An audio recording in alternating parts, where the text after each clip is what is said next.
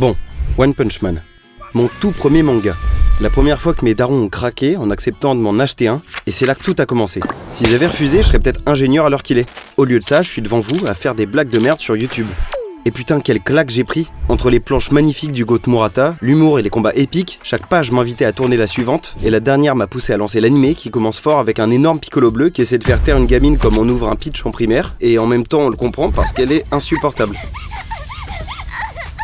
Il va la fermer sa gueule! C'est là qu'on découvre le personnage principal de l'œuvre, un héros nommé Saitama qui vient la sauver, et il a 4 particularités. Il est chauve du genre crâne brillant, il est doublé par Orelsan, il s'en bat les couilles de tout, et la dernière, c'est le titre du manga, One Punch Man, il tue tout le monde en un coup. Il nous fait même une démonstration en direct. Sauf que le côté One Punch Man, ça l'emmerde, parce qu'il aimerait des combats super serrés, mais il connaît que le succès. C'est un peu l'inverse de moi sur YouTube. S'il vous plaît, abonnez-vous.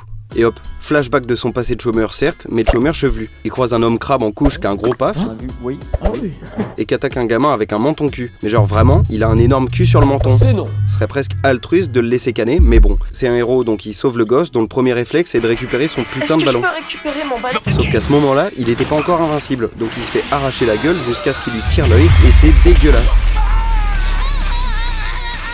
Depuis ce jour, il s'est tellement entraîné qu'il en a perdu tous ses cheveux, ce qui me rassure de ouf, parce que si ça fonctionne comme ça, je suis pas prêt de perdre les miens. On retrouve un énorme géant transformé par son frère scientifique, qui va smash ce dernier sans faire exprès avant de se faire smash à son tour par Saitama qui détruit une ville entière. Mais Saitama, il ressent toujours ce vide. Être le plus fort du monde lui a enlevé toute émotion. Carrément, il rêve de combats pleins de frissons, de peur et d'angoisse.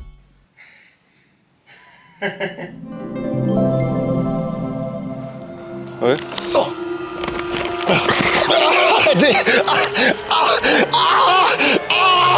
Il regarde un journal télé présenté par un gars tendu. Je n'ai donc aucune idée de leur origine. Alors casse-toi. Je vous prie de m'excuser. On apprend l'arrivée d'une invasion de moustiques menée par leur reine qui coche étrangement pas mal de standards de beauté humains. L'auteur doit pas avoir les mêmes moustiques que nous. Maintenant, dites-moi en commentaire quel est le plus beau pain entre la reine moustique ou les abeilles miel pops. Non mais je rigole gros dégénéré, lâche ton clavier là. Elle fout le bordel mais se fait interrompre par un cyborg ultra cool nommé Genos et ça part en gros combat sous big dubstep. Bien Skrillex, bien lobby de Gangstar Vegas à l'ancienne. Il trade son bras pour ses 2 jambes, ce qui est pas super stratégique, sachant qu'elle vole. Oh non! Puis Saitama débarque pour se faire cramer des sapes par Genos, qui brûle tous les moustiques avant que la reine tape un méga power-up en arrachant Genos, jusqu'à ce que Saitama lui mette une jolie baffe, l'étalant partout sur les murs. Face à cette puissance, Genos lui demande de le prendre comme disciple, ce qu'il accepte sans réfléchir, sauf que le gars débarque toquer chez lui juste après pour lui raconter sa backstory interminable, pour nous comme pour Saitama. Le professeur Kido m'a dit... Tu vas la bouffer! D'accord. Ils se font surprendre direct par des sortes d'animaux modifiés envoyés par un scientifique fou qui crave de puissants monstres dans son sous-sol qu'il a renommé Maison de l'Évolution. Ils sont là pour capturer Saitama et l'étudier, sauf que tu t'en doutes, ça se passe pas comme prévu. Genos fait parler un gorille avant de tracer à la Maison de l'Évolution pour se faire pulvériser instant dans une position assez honteuse par Scaravageur, le monstre le plus puissant de la cave et qui va se chier dessus face à Saitama, ce qui est au final une preuve d'intelligence que personne n'aura plus dans l'animé. Et là, Saitama nous file enfin le secret de sa puissance. On commence par faire 100 pompes. Ensuite on fait 100 abdos. Et ensuite 100 squats. Et pour finir 10 km de footing. Rien à foutre de ta dépression. Un gang de chômeurs à crâne dégarni débarque foutre la merde en ville, sauf que Dieu merci, ils sont pas racistes, ils veulent juste un repas gratos. Mais en foutant le bordel, ils foutent une mauvaise répute aux chauves en général, si bien que tout le monde commence à avoir peur de Saitama. Pour les arrêter, le héros Roulette Rider entre en scène et on a tous un pote comme lui. Le héros sans permis.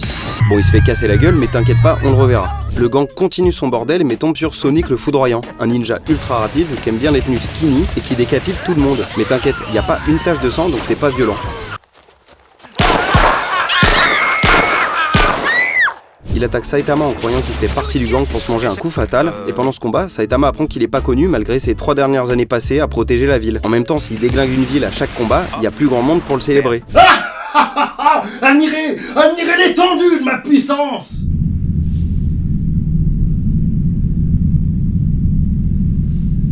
Du coup, ils partent faire les tests de l'association des héros pour être reconnus comme super-héros et être classés. En gros, les classes, elles vont de C à S. Si t'es C, t'es nul. Si t'es S, t'es balèze. Pour être bien sûr que t'es compris, on va faire un petit test. Lui là, Roulette Rider, tu le fous quelle classe? Si t'as répondu classe C, bien joué. Sinon, je me demande comment tu le perçois.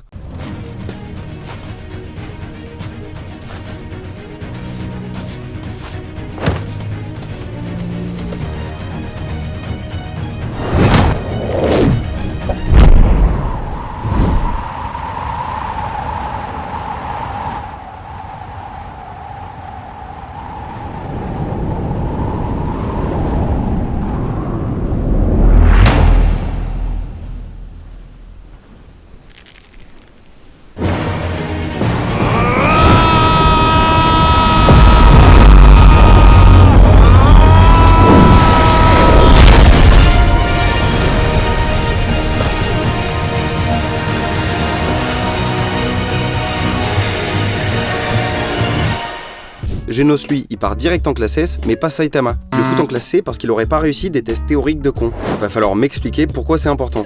Monsieur, c'est quoi votre pouvoir? Moi, je sais faire une équation à 5 inconnus. L'association des héros, elle choisit aussi leur blase de héros, et ces bâtards ont appelé Saitama Chauve-Capé.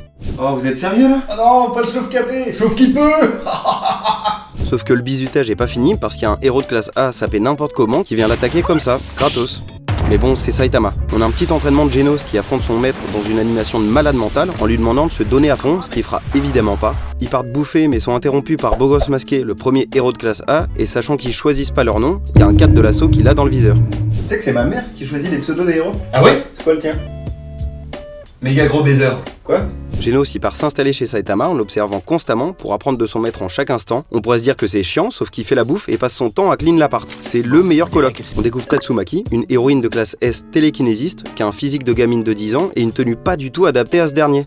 Une sorte de détecteur à gros puants. Si t'as un pote qui a une figurine de Tatsumaki, c'est un vieux dégueulasse qui te répondra probablement ça. Mais pas du tout, elle a 28 ans. On découvre aussi Bang, le croc d'argent, le troisième héros de la classe S qui explique à Genos qu'ils doivent détruire une météorite qui fonce sur la ville. Un autre classe S nommé Metal Knight se pointe pour envoyer plein de missiles inutiles. Genos sort de nouveaux bras armés pour envoyer une puissance folle qui suffira pas non plus. Donc Saitama débarque pour niquer l'astéroïde en foutant partout. Mais t'inquiète, ensuite ils disent qu'il n'y a pas eu de victime. Mon cul, ouais.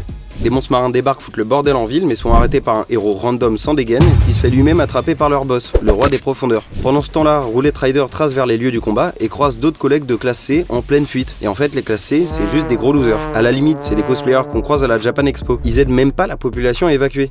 Le roi des profondeurs tabasse un héros qui a la coupe à syndrome, mais est interrompu par prisonnier, un héros polyamoureux de classe S qui zone en tône et qui veut tous les beaux gosses pour lui tout seul. Il nous sort la même transformation que certains youtubeurs en convention, avant de se prendre un KO. Le monstre part attaquer un abri et se retrouve confronté à plein de petits héros qui l'arrachent avant que Genos lui mette une grosse droite. Sauf que ce dernier lui arrache le bras, et là les deux se la mettent dans une animation de ouf, jusqu'à ce que le roi balance son vieux molar acide sur une gamine et que Genos se sacrifie pour la protéger. Donc Genos il se fait arracher et Roulette Rider le GOAT se pointe pour gagner un max de temps en se faisant déglinguer certes, mais héroïquement. Et on commence à connaître la chanson. Saitama se ramène, arrache le gros et passe même en classe B.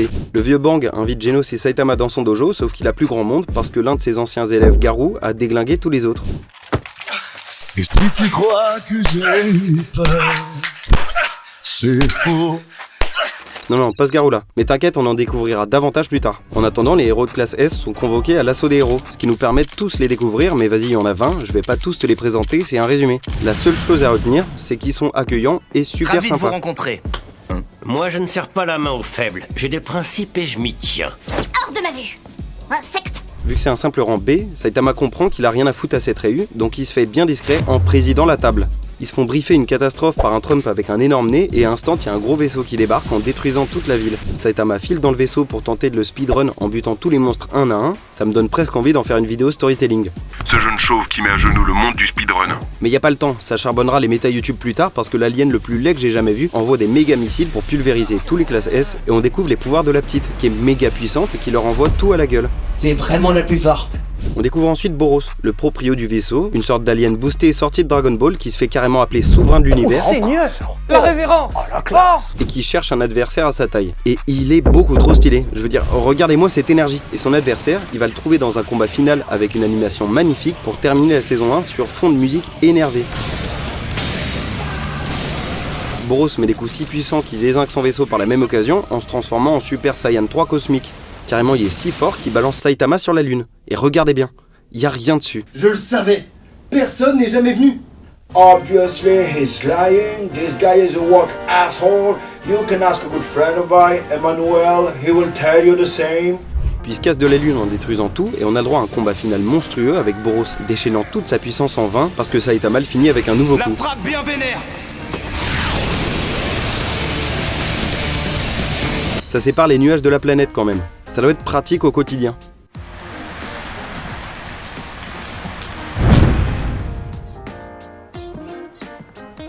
Le vaisseau s'écrase, nous donnant encore l'occasion de revoir l'alien ultra laid, comme pour conforter notre volonté de plus voir sa gueule. On passe ensuite à la saison 2 qui commence fort par l'arrivée d'un monstre bien dégueulasse. Vous ne craignez rien si vous êtes un homme, mais je ne laisserai aucune fille s'échapper. Vous allez toutes porter ma descendance. Donc qui doit me dire que dans notre monde, il aurait fini acteur ou politicien? Sauf qu'il tombe direct sur King, l'homme le plus fort du monde, il est trop stylé, il a trop droit, et après que le laidron ait été embarqué, il se fait attaquer par un énorme robot qui va fuir en Tsum Tsum pour rentrer chez lui, jouer à un jeu digne de ton pote qui a la fameuse figurine de Tatsumaki. Sauf que Saitama débarque dans son appart, l'air de rien, en sortant une excuse de ouf. T'avais laissé la fenêtre ouverte? Bah qu'est-ce que tu fous dans mon lit? Bah t'as un deuxième oreiller? Il lui demande pourquoi il a fui le robot balèze et un gros piaf fonce dans son appart pour qu'on découvre qu'en fait c'est juste un gars normal qui se trouvait à chaque fois sur les champs de bataille de Saitama. C'est la plus grosse des super chéries. Quelle indignité. Sauf qu'il a quand même laissé un vilain robot en liberté, donc Genos s'en occupe et il loot même le tas de ferraille pour amener ses pièces à son réparateur qui a une de ses gueules. J'ai fait mes recherches, le gros champi c'est bien ses cheveux. Ça veut dire que le gars il demande toujours la même coupe à son coiffeur en mode « mets-moi bien frérot ». Et le vrai monde, il va chez le coiffeur. Entre la saison 1 et 2, Genos a perdu à Baldora parce qu'ils ont mis une sorte de texture métal dégueulasse qui pique les yeux sur tout son corps, t'as l'impression qu'il sort d'une PS2. Mais pourquoi L'assaut des héros a rassemblé plein de criminels pour leur demander de les aider face à l'augmentation des monstres. Et il y en a un qui tente de mettre un coup de pression au plus flippant des héros sur place avec un vieux couteau à beurre. Je vous laisse 5 secondes pour mettre sur pause et faire vos paris en commentaire. En même temps, qui y croyait? Si t'as voté pour ce loser, je suis sûr que t'as mis Roulette Rider en classe S tout à l'heure. Et là on découvre enfin Garou, l'ancien élève de Bang qui avait gangbang son gang. Petit fils de pute. Et qui va buter tout le monde comme pour bien annoncer son entrée dans l'animé. Et si on oublie sa coupe, le gars est méga stylé. Saitama se prend un coup de pression par Fubuki, la première de classe B, qui est aussi la petite sœur ratée de Tatsumaki, parce qu'elle est beaucoup moins forte. Du coup elle compense en étant à la tête d'une sorte de petite mafia de losers. Elle lui propose un deal, rejoindre son gang ou se faire casser la gueule, sauf que c'est Saitama, donc il arrache ses 2 gorilles, et ça part en combat qui se fait interrompre par Sonic et Genos, qui se battent parce que Genos a trouvé l'autre ninja qui zonait devant chez eux, donnant lieu à une scène aussi bizarre qu'incompréhensible. C'est une nouvelle technique d'hyper vitesse pour un réseau de toi, Saitama. Je la perfectionne depuis 2 millénaires. Je suis aussi rapide que la lumière. Du coup Saitama arrache Sonic et Fubuki nous raconte sa backstory « Ouin ouin, ma grande sœur était plus forte que moi ». Bravo, t'as découvert le principe de fraternité. Félicitations, je sais pas quoi te dire. Quand t'es pas né en premier et qu'il faut fuir l'aîné, ce monstre de puissance qui rôde dans ta maison. Garou se met à chasser les héros un à un et s'attaque au GOAT Roulette Rider, sauf qu'il est sauvé par le gang des Marcel, des sortes de go muscu qui se baladent toujours en Marcel et qui avaient fait chier Saitama 2-3 fois. Et ils s'appellent tous frangins entre eux, donc 2 options s'offrent à nous. Soit les darons sont envoyés dans la chambre sous grosse protéine, soit c'est une sorte de secte de Marcel, et en vrai vu le nombre, j'ose espérer que c'est une secte, sinon je plains la daronne Marcel.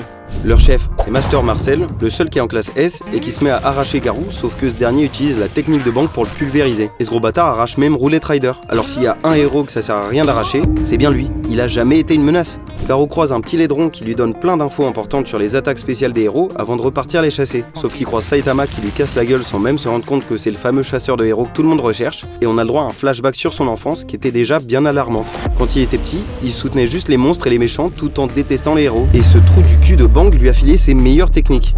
Bonjour, j'adore Ben Laden. Bienvenue dans le dojo. Merci beaucoup, monsieur. On découvre Batman, un héros de classe S qui est beaucoup trop cool, giga fan de sa sœur et qui doit protéger le gosse d'un vieux milliardaire actionnaire de l'assaut des héros. Et rien qu'à la gueule du gosse, on sait que la mission va être difficile. D'ailleurs, vous remarquerez, entre le menton cul, le pote de Garou et le gosse de riche aux rouflaquettes, dans One Punch Man, tous les gosses ont des sales gueules. Des monstres débarquent pour qu'on voit Batman se préparer et c'est dégueulasse.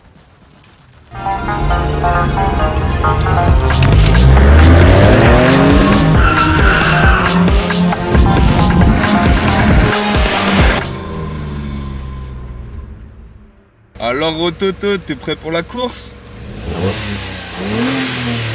Toujours au crado, tu me connais, je suis toujours prêt.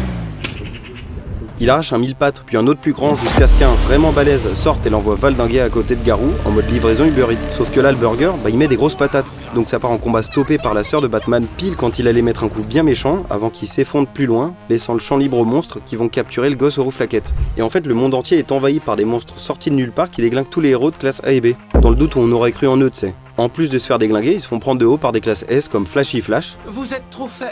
Sauf que lui-même, il se fait insulter par Tatsumaki après avoir déglingué un énorme poulpe. Et ce gros loser va attendre qu'elle soit partie pour répondre. Espèce de petit abruti. On apprend que tous ces monstres viennent de l'association des monstres, une asso créée pour contrer l'association des héros et dirigée par un roi cyclope dégueulasse avec plusieurs bras autour de la tête. Sauf que le nom, il fait pas très peur. Salut, bienvenue dans l'assaut des monstres. Tu peux signer juste ici pour nous rejoindre. On travaille que le matin, pas l'après-midi, ni le week-end, et on a des tickets resto. Donc bienvenue. Saitama il s'intéresse de fou à Garou, donc il part s'inscrire à un tournoi d'arts martiaux déguisé comme le dernier élève de Bang. Du coup on nous présente tous les contenders, dont un pour qui c'est le grand jour. Aujourd'hui je vais gagner le tournoi et demander ma copine en mariage. Il tombe sur Saitama pour son premier combat. Oh merde! Oh Oh, c'est con ça! Saitama part ensuite combattre Bakuzan, une sorte de vieux gars flippant qui l'arrache parce qu'il touche à sa perruque qui est son unique couverture. Sauf que pour une fois, c'est pas le seul à fumer tout le monde en un coup parce qu'il y a un méga beau gosse nommé Suiryu qui démarre tous les contenders du tournoi en un kick à chaque fois. Vu qu'il y a les monstres partout, Genos peut pas assister au tournoi et file buter un scarabée dégueulasse qui a le droit aux mêmes textures que lui avant de se faire arracher par un méga monstre. Saitama continue d'arracher tout le monde jusqu'à finir en combat contre Suiryu et ce dernier est méga chaud mais va insulter les héros. Et en s'énervant, Saitama fait tomber sa perruque, grillant sa couverture, donc il met un coup de cul à Suiryu avant de fuir le tournoi. Et pas de chance, parce que c'est pile le moment où Saitama se casse que le gros monstre bien vénère qu'a tabassé Genos se pointe au stade. C'est marrant. Pour forcer les combattants à bouffer des boulettes de viande de l'enfer, les transformant en monstres. Et bah les combattants c'est des vrais morphales, parce qu'ils se jettent sur les boulettes et Surius dit que c'est le moment de tenter sa chance en demandant à une jolie fille si elle sortirait avec lui s'il butait tous ces monstres. Ça fonctionne uniquement parce qu'il est beau gosse. La la la la la. Ah, un monstre! Tu sors avec moi? Ah, un monstre! Il arrache tous les monstres, sauf qu'il s'attaque ensuite à celui qui a fumé Genos, donc bah ça se passe moins bien et il finit sous son gros panard dégueulasse. Oh le bâtard! Hein? Il continue de se faire maltraiter, mais cette fois par un autre combattant qui s'est transformé en monstre, et c'était ce type-là. Bah putain, je suis sur le cul, il avait l'air si gentil. Bizarre. Mais tranquille, Saitama débarque pour fumer le laidron comme le gros balèze, pendant que le reste des monstres qui étaient sortis rentrent dans leur assaut. Et le cyclope du groupe envoie un œil dans une rue de l'association des héros pour leur mettre un petit coup de pression, sauf qu'ils sont sauvés par Super Black Brillant, le seul héros noir de One Punch Man. Je rappelle que le manga est sorti 35 ans après Dragon Ball et Mr. Popo. Il y a des choses qui changent pas. Oui, je suis raciste. T'es raciste? Oui. Hein? Garou lui, il a attaqué King, mais s'est pris un kick de Saitama, et en se relevant, il part zoner avec le gosse moche mais cool, et en vrai leur relation commence à être touchante. Sauf qu'un groupe de classe A et B avait suivi le chasseur de monstres pour l'attaquer en bande, et il y a même Son Gohan après son nerf au début de Dragon Ball Super. Tu sais quand il avait perdu toute son aura là. On a le droit à un combat de ouf qui est super tendu, les classes A et B travaillent très bien ensemble, si bien qu'ils mettent Garou bien mal en le poussant dans ses retranchements, mais il finit par les arracher. Sauf qu'après ça, il se retrouve face à Genos, et là le match est vraiment tendu. Mais au moment où Genos allait fumer Garou, Bang et son ref qui chassait ce dernier depuis quelques jours l'arrêtent pour s'occuper de lui eux-mêmes, jusqu'à ce qu'il se fasse embarquer par un oiseau de l'association des monstres, en étant cover par le méga mille pattes face auquel les deux Viok et Genos sont impuissants. Mais ils sont sauvés par King, qui a tiré le mille pattes pour que Saitama le termine. Et sa technique pour l'attirer, c'était de le trash talk en sortant le plus gros contre son camp de tous les temps. Rappelle-toi, tu t'es enfui en te pissant dessus devant tout le monde. Bah alors, t'as pas de cheveux, sale chauve?